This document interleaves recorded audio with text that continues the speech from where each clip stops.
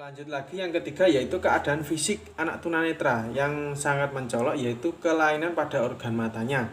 Nah, jadi pada organ matanya itu ada kelainan yaitu bisa terlihat kelainannya. Terdapat beberapa gejala tunanetra yang dapat diamati yaitu matanya juling. Ada sebagian matanya itu yang juling, sering berkedip, menyipitkan mata, kelopak mata yang merah, gerakan mata tak beraturan, dan lain sebagainya. Yang keempat yaitu hilangnya kemampuan penglihatan, tidak memberi pengaruh besar pada keadaan motorik anak.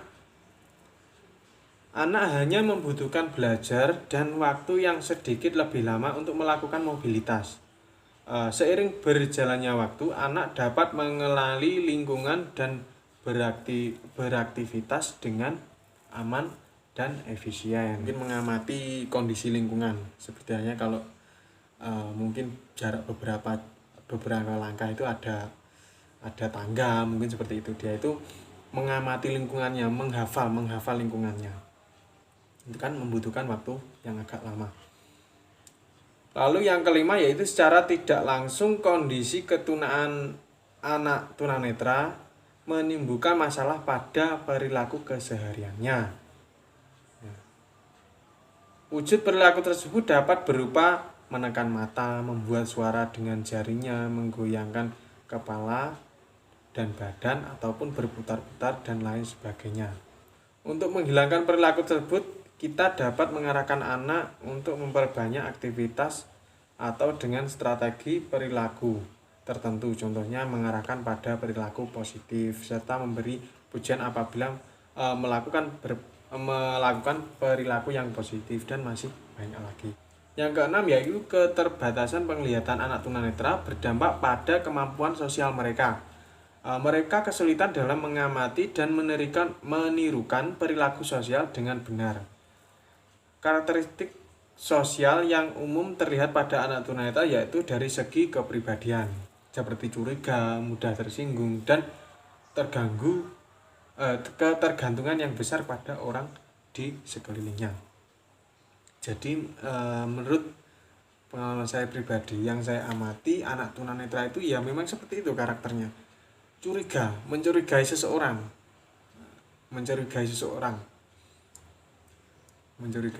Terkadang kita ambil barangnya itu ada yang semisal ada barangnya terjatuh, dia kan tidak tahu. Dia itu pasti mencurigai orang yang berada di dekatnya. Seperti itu. Curiga, selalu mencurigai. Ya, yang kedua mudah tersinggung dan ketergantungan yang besar pada orang di sekelilingnya, ya seperti itu. Ya kalau menurut saya itu ya tidak ketergantungan, ya bisa disebut seperti itu juga, bergantung pada orang di sekelilingnya. Oke, itulah tadi penjelasan tentang definisi, identifikasi, klasifikasi, kriteria, dan karakteristik anak tunanetra. Oke, lanjut lagi ke pembahasan atau materi yang kedua yaitu penyebab kelainan mata dari segi medis. Jadi penyebab atau kelainan mata dari kacamata medis. Kita akan membahasnya di sini. Anak-anak yang mengalami gangguan penglihatan memiliki faktor penyebab yang berbeda-beda. Jadi orang tunanetra itu penyebab ketunaan netra mereka itu berbeda-beda. Ada yang berasal dari dalam diri mereka sendiri ataupun dari luar diri mereka. Berikut adalah faktor penyebab seorang mengalami gangguan penglihatan. Ya, ini kita bahas satu persatu.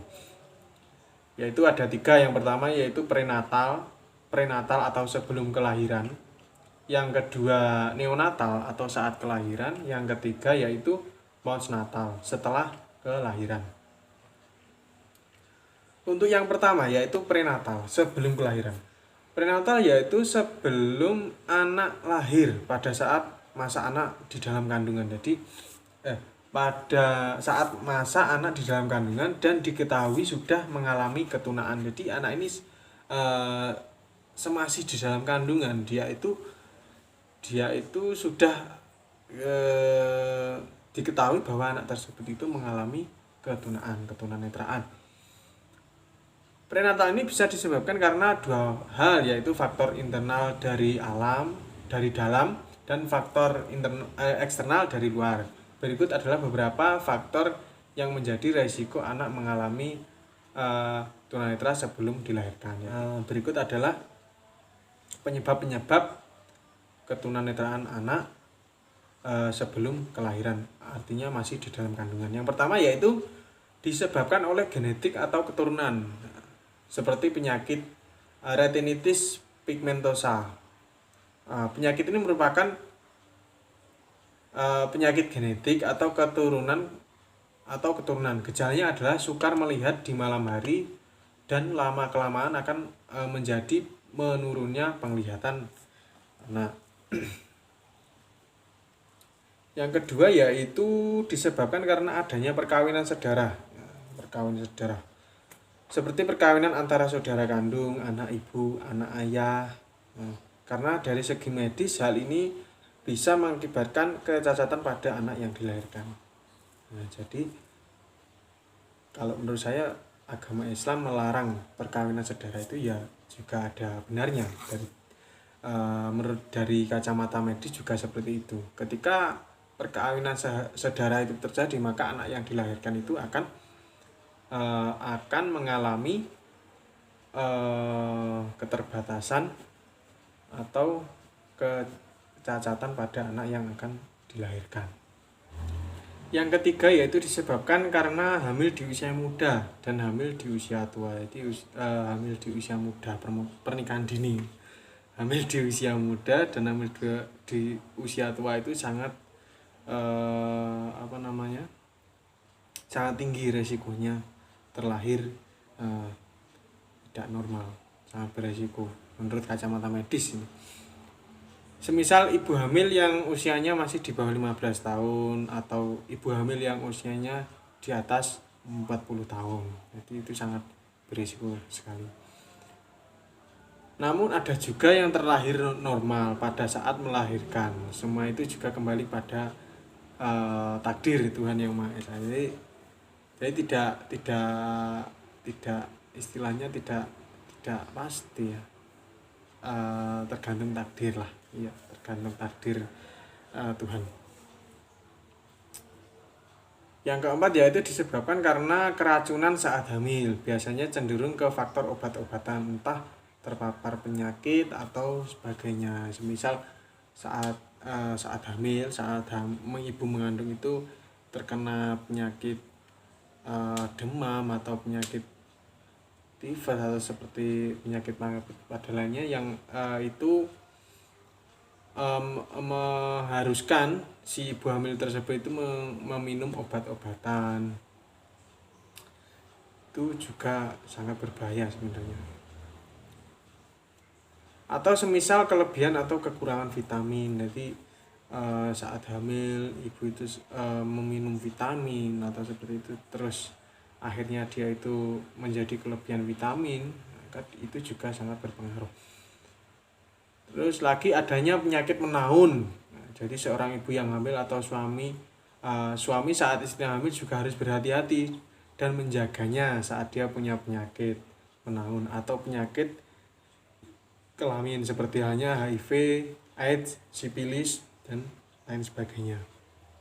Jadi juga hati-hati kalau mempunyai penyakit-penyakit yang menaun. Yang kelima yaitu disebabkan oleh virus, sepertinya virus Toxoplasma. Virus ini biasanya berasal dari kotoran hewan, kotoran kucing atau burung haji.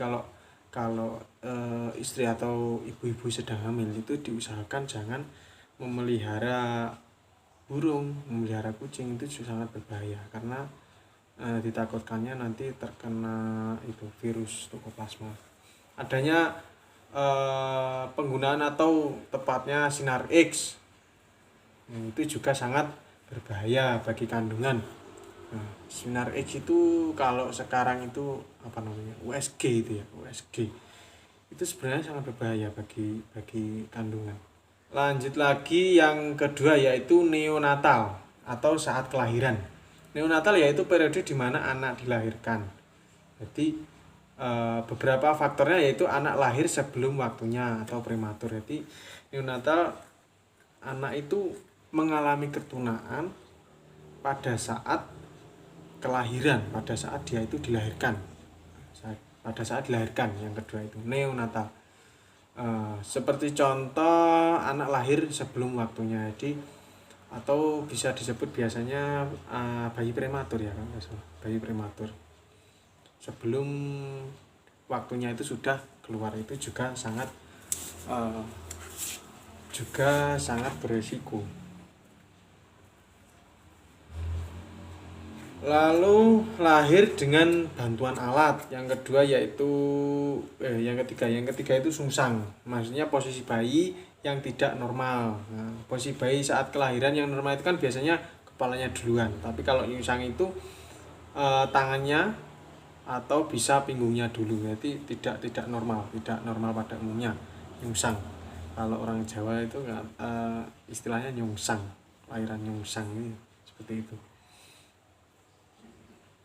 Dalam segi medis, ketika dokter sudah menganalisa bahwa bayi akan dilahirkan dalam posisi seperti itu, biasanya akan melakukan tindakan operasi sesar guna memperkecil resiko bayi terlahir tidak normal. Jadi biasanya ketika dokter sudah menganalisa, bayi yang akan dilahirkan ini posisinya tidak normal, tidak seperti biasanya akan melakukan tindakan operasi.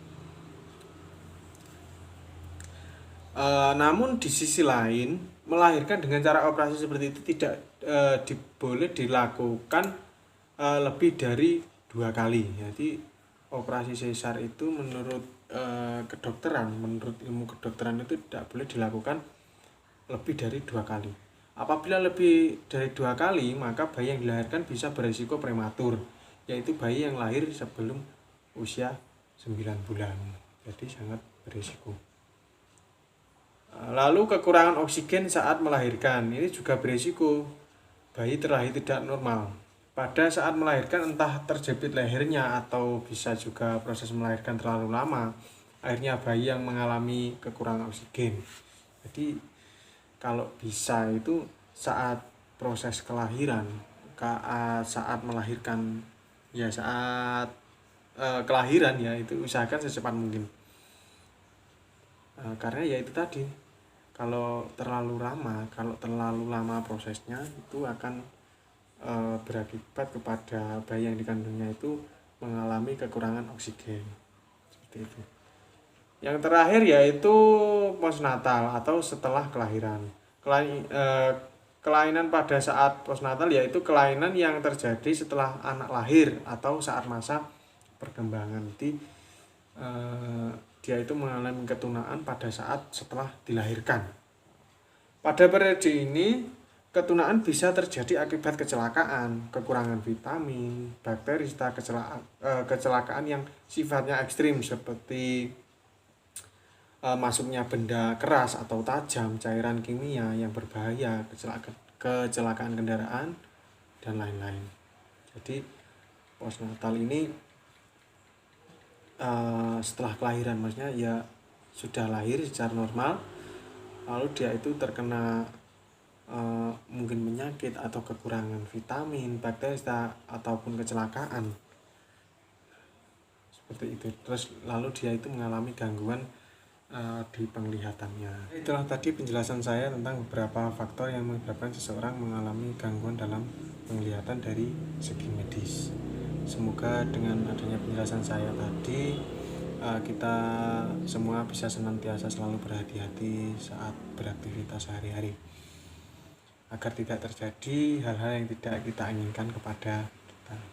Dan semoga kelak anak cucu kita semua itu bisa terlahir dalam keadaan normal dan senantiasa diberikan kesehatan oleh Allah Subhanahu wa Ta'ala. Ya, cukup sekian penjelasan saya. Ada kurang lebihnya dari penjelasan saya mohon maaf yang sebesar-besarnya.